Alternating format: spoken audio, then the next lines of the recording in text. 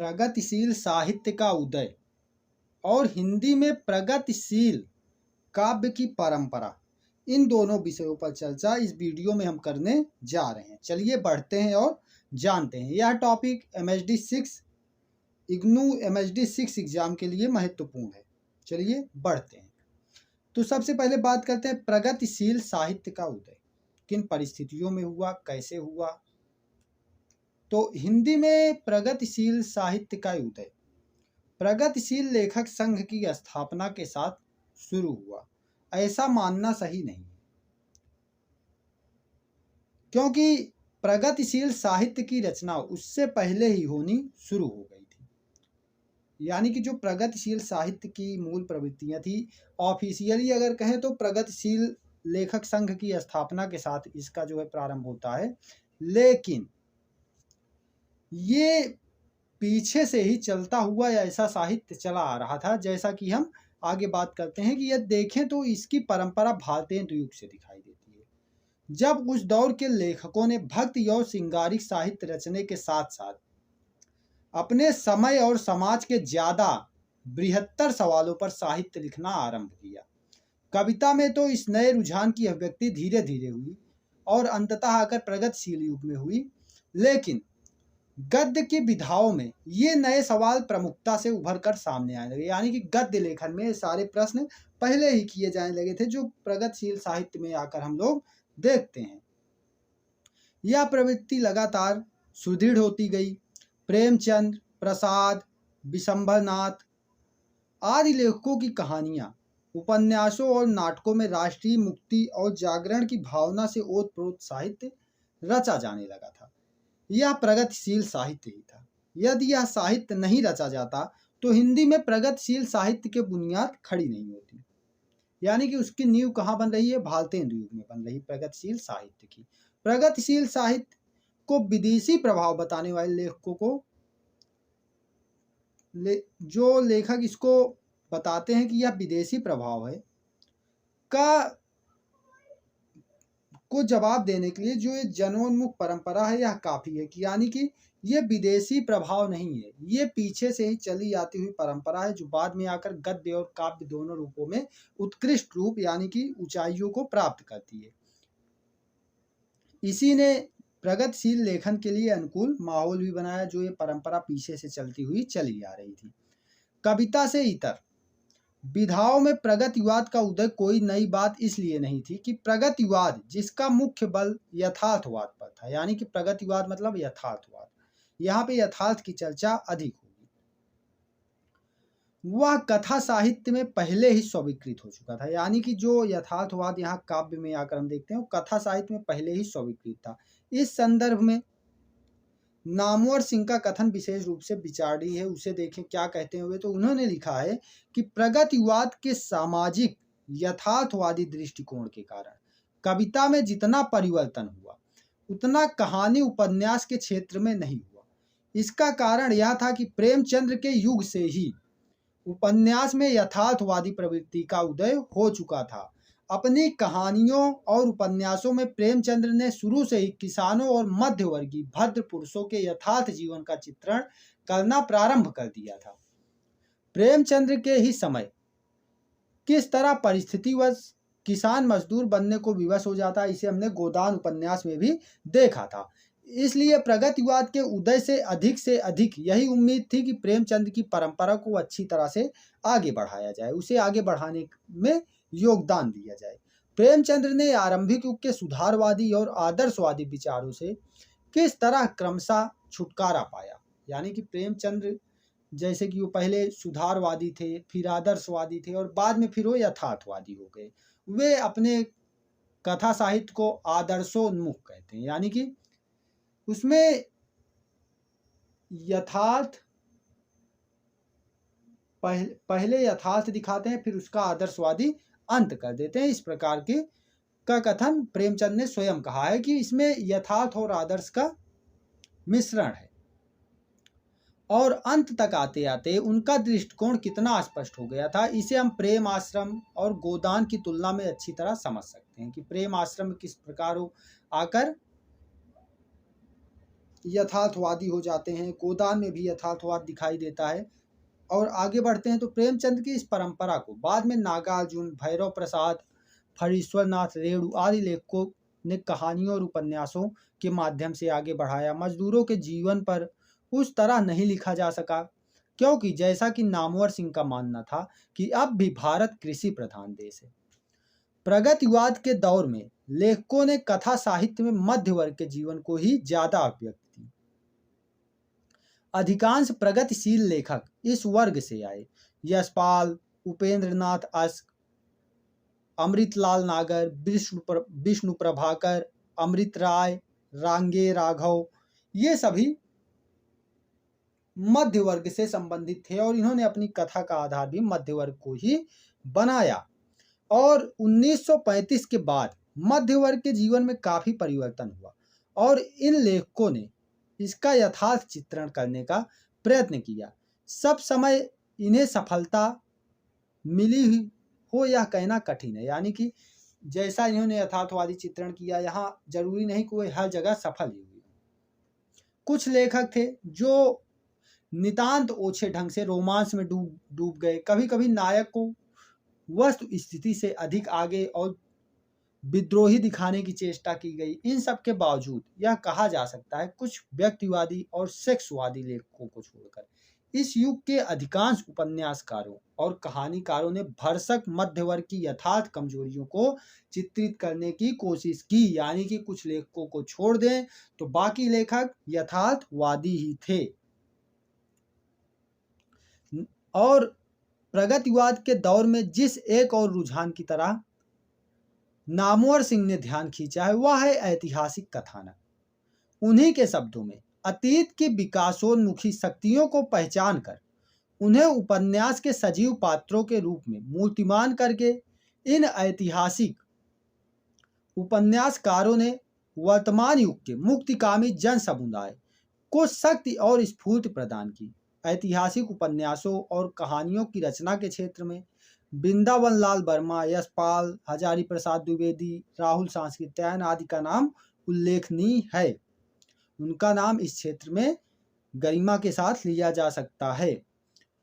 प्रगतिशील रचनाकारों ने अपने उपन्यासों और कहानियों में सिर्फ किसान और मजदूरों के जीवन को ही नहीं प्रस्तुत किया, बल्कि स्त्रियों के जीवन की वेदना को भी चित्रित किया। उन्होंने स्त्री पुरुष संबंधों को नए दृष्टिकोण के साथ पेश किया। उनके चित्रण में कई बार मध्यवर्गीय कुंठाओं की अभिव्यक्ति हो जाती थी, लेकिन वे कई तरह की वर्जनाओं को तोड़ने में कामयाब रहे। प्रगतिशील साहित्य धारा ने जिस एक और क्षेत्र में उल्लेखनीय योगदान किया वह था आलोचना के क्षेत्र। इस समय आलोचना में काफी तीव्र वृद्धि हुई। आलोचना साहित्य के क्षेत्र में समाहित यथार्थवाद को रचना का आधार बनाने के लिए जबरदस्त मुहिम छेड़ने का काम प्रगतिशील आलोचकों ने किया था। उन्होंने आलोचना को गुण दोष विवेचन से बाहर निकलकर साहित्य और सौंदर्य शास्त्र की स्वायत्तता से मुक्त कर सामाजिक सरोकार से जोड़ा। उन्होंने यह भी बताया कि सभी तरह का साहित्य श्रेयस्कर नहीं होता। वही साहित्य श्रेयस्कर है जिसमें जनता की भावनाओं और इच्छाओं की अभिव्यक्ति हो, जिसमें उनके जीवन के संघर्ष और भविष्य के सपने चित्रित हों। प्रगतिवादी आलोचना ने वस्तु और रूप के बीच विवाद में यह मत प्रकट किया कि साहित्य समाज की उपेक्षा करके नहीं रचा जा सकता। हिंदी आलोचना के सैद्धांतिक और व्यवहारिक पक्षों को विकसित करने के लिए शिवदान सिंह चौहान, डॉक्टर रामविलास शर्मा, प्रकाश चंद्र गुप्त, नामवर सिंह, गजानन माधव मुक्तिबोध और अमृत राय आदि का महत्वपूर्ण स्थान है। अब इसके बाद हिंदी में प्रगतिशील काव्य की परंपरा क्या थी, यानी कि प्रगतिशील काव्य किस परंपरा पर चला, उस पर चर्चा करते हैं। तो प्रगतिशील कविता का संबंध समाज के अंतर विरोधों और विकास से, इसलिए जैसे जैसे समाज में परिवर्तन होता है वैसे वैसे प्रगतिशील कविता में भी परिवर्तन होता चला जाता है। यही कारण है कि प्रगतिशील कविता हमेशा एक सी नहीं रही, वह समय के अनुसार बदलती रहती है। 30 के दशक में हिंदी कविता में जो परिवर्तन दिखाई दिए उसने उस सुदृढ़ काव्य आंदोलन को जन्म दिया जिसे बाद में प्रगतिशील कविता के नाम से जाना गया। लेकिन इससे पहले भी हिंदी की कविता परंपरा में प्रगतिशीलता के तत्व दिखाई देते हैं।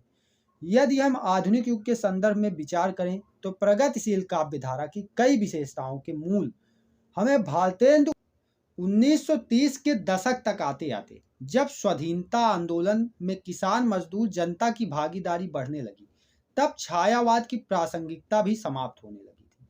दूसरे शब्दों में छायावाद का पतन अवश्यंभावी हो गया था।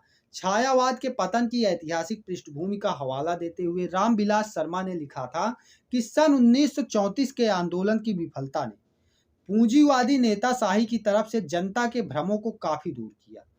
स्वाधीनता आंदोलन ने दूसरी मंजिल में कदम रखा। देश के किसानों और मजदूरों के नए वर्ग संगठन कायम होने लगे और उन्होंने यह कोशिश शुरू की कि राष्ट्रीय आंदोलन को समझौतावाद के रास्ते से मोड़ दिया जाए। यह परिवर्तन साहित्य में भी दिखाई देता है। राष्ट्रीय नेताशाही के पक्के भक्त प्रेमचंद्र उससे मुंह मोड़ने लगे थे। उन्होंने वर्ग समझौते का रास्ता छोड़कर वर्ग संघर्ष का रास्ता अपनाया। फिर पहले वे सिस्टम में परिवर्तन करना चाहते थे, लेकिन फिर बाद में वे सिस्टम ही बदलने पर उतारू हो गए। छायावादी कवि अपने कल्पना विलास की स्वयं आलोचना करने लगे थे। यानी कि आगे आकर हम देखते हैं जो छायावादी कवि थे, निराला थे, पंत थे, ये लोग अपनी स्वयं आलोचना करने लगे थे।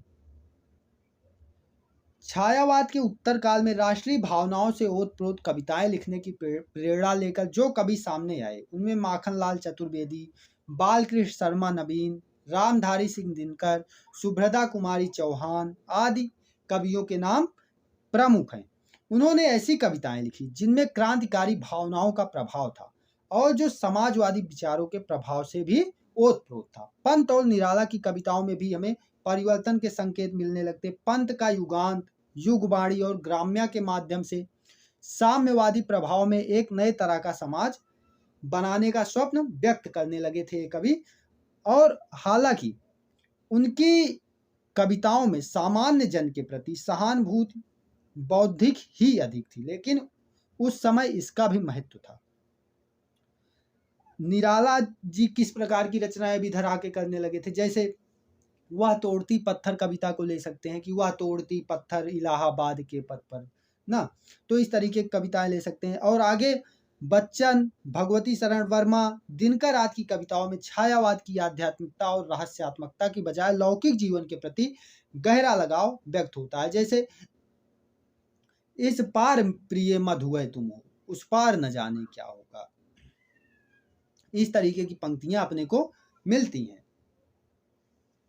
कविता में लौकिकता की यह अभिव्यक्ति धर्मनिरपेक्ष और लोकतांत्रिक समाज बनाने के प्रयत्न का ही हिस्सा थी और इसी कारण यह प्रगतिशील सोच का ही विस्तार था। पंत ने ग्रामीण जीवन के जो चित्र प्रस्तुत किए, उसकी प्रेरणा उन्हें इस नई दृष्टि से ही प्राप्त हुई। यानी कि जो ये प्रगतिशील सोच थी, प्रगतिशील विचारधारा थी, इसी से पंत में भी परिवर्तन आया, सुमित्रानंदन पंत में भी परिवर्तन आया, जो छायावादी रचनाकार थे उनमें परिवर्तन आया, निराला में परिवर्तन आया। पंत ने लिखा था, देख रहा हूं आज विश्व को मैं ग्रामीण नयन से। और इसी प्रकार दूसरी पंक्तियां देखें तो, यहां अकेला मानव हीरे चिर विष्णु जीवन मृत। निराला की कविता कुकुरमुत्ता, बेला, नए पत्ते, जहां कुकुरमुत्ता गुलाब को ललकारता है, अबे सुन बे गुलाब, इस तरीके से प्रगतिशील कवियों ने कविता के विषय वस्तु के महत्व को समझते हुए यह जान लिया था कि कविता सिर्फ जनता के प्रति गहरी प्रतिबद्धता और प्रगतिशील विषयों पर लिखी जाकर ही महान नहीं बनती। यदि कवि की प्रतिबद्धता सच्ची और गहरी है तो वह अपनी बात को साहित्य के माध्यम से प्रभावशाली रूप में कहने के लिए कविता के उपकरणों का प्रयोग भी वैसी ही गहरी प्रतिबद्धता के साथ करेगा। वह अपनी बात कहने के लिए अब तक आजमाए गए काव्य उपकरणों का अनुकरण नहीं करेगा, बल्कि नए उपकरणों की खोज करेगा। यही कारण है कि प्रगतिशील कविता के प्रमुख स्तंभ कौन है? नागार्जुन, मुक्तिबोध, शमशेर, केदारनाथ अग्रवाल, त्रिलोचन आदि में से किसी की भी कविता दूसरों की कविता का अनुकरण नहीं है। यानी कि सब लोग अपनी लीक बनाते हैं, अपनी लीक पे विषय वस्तु और शिल्प दोनों दृष्टियों से प्रगतिशील कविता की विविधता हिंदी काव्य परंपरा की प्रतीक ही कही जा सकती है। तो इस प्रकार यहाँ हमने देखा कि किस तरीके से इसमें प्रगतिशील काव्य की परंपरा प्रगतिशील काव्य में विद्यमान रही। हमने देखा कि प्रगतिशील साहित्य का उदय किन परिस्थितियों में हुआ, कैसे हुआ, इसकी जड़ें कहाँ मिलती हैं और इसका उच्चतम बिंदु कहाँ मिलता है, यानी कि इसका शीर्ष कहाँ मिलता है। आई होप आपको समझ आया होगा। मिलते हैं अगले वीडियो के अंदर, तब तक के लिए देखते रहिए। वीडियोज़ हेल्पफुल रहते हैं तो लाइक करते चलिएगा, चैनल को सब्सक्राइब करते चलिएगा और शेयर करते चलिएगा। धन्यवाद।